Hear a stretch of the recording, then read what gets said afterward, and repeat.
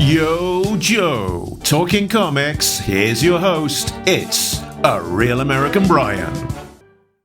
All right, we're back and ready to get into some more G.I. Joe, A Real American Hero. Issue 35. We get a John Byrne cover of the Dreadnoks riding into action. Dreadnoks on the Loose. Written by Larry Hama. Pencils were a team effort credited to Rod Wiggum, Mark Bright, Bob Camp, and Larry Hama. Torch, Buzzer, and Ripper are all taking a look at Zartan's new bike. Buzzer sits on Zartan's new ride and pushes a button, turning it into a van, or appearing to anyway.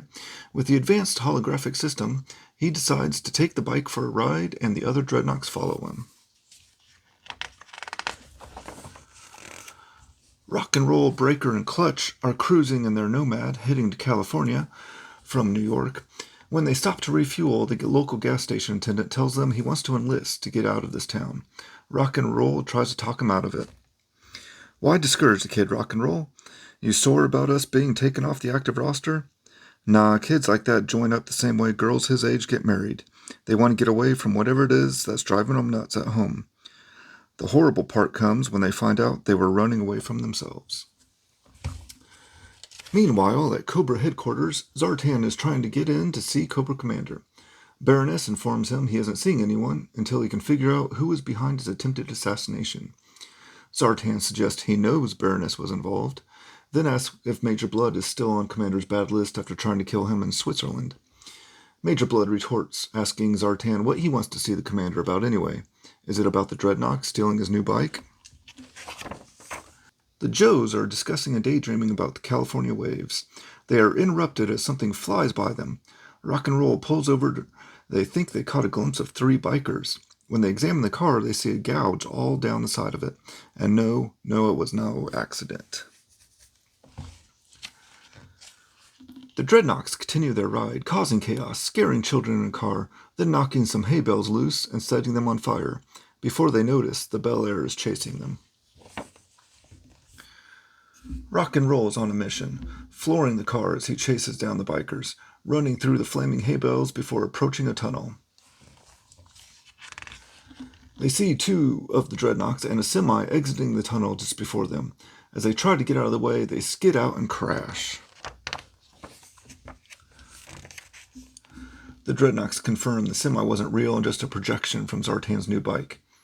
The Dreadnoks continue down the road and leaving the Joes in the flaming wreck. Rock and Roll catches their license plate, ZTN123.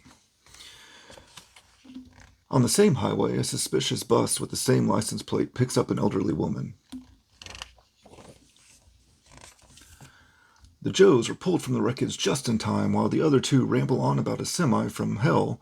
Rock and Roll just says he isn't sure what he saw, but he will sure know it if he sees it again.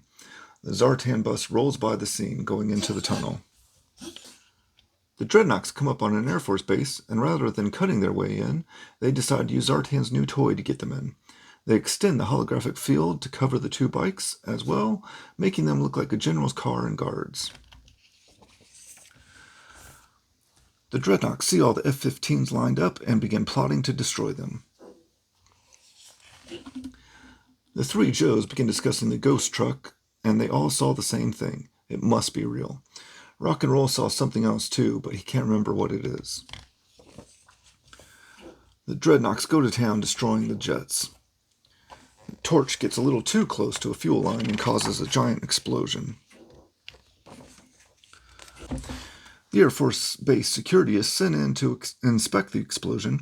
As they pull up, they see a security team is already there. Of course it is the Dreadnoks in disguise, and they send them off in the other direction. The Joes in the ambulance watch as the security teams fly by them.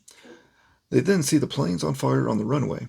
Rock and Roll notices the license plate on the second security jeep, ZTN123. He knocks the driver out of the way and takes over, chasing down the jeep. The Dreadnoks notice the ambulance is chasing them. Torch begins to go off on his own and gets too far out of the holographic field, exposing himself. Rock and Roll grabs an oxygen tank. He throws the tank at the Jeep and hits Buzzer, causing him to wreck the bike and disables the hologram. The strange bus from earlier pulls up on the scene, coming straight for the Dreadnoks. The hologram is shut off, revealing the bus driver was Zartan, and the bus was a helicopter. They scoop up the two bikers. Back at the crash site, the Joes have buzzer. The helicopter approaches its destination. The Dreadnoks ask what they are going to do with the old lady. When they realize she is gone, she vanished out of a helicopter. Zartan mentions that is a feat worthy of a ninja master. That is issue 35, A Tale of Disguise, several different car chases, and nothing is as it seems. My favorite panel from this one is right here, the elderly lady in disguise. My goodness, I guess things aren't always what they seem to be. My sentiments exactly.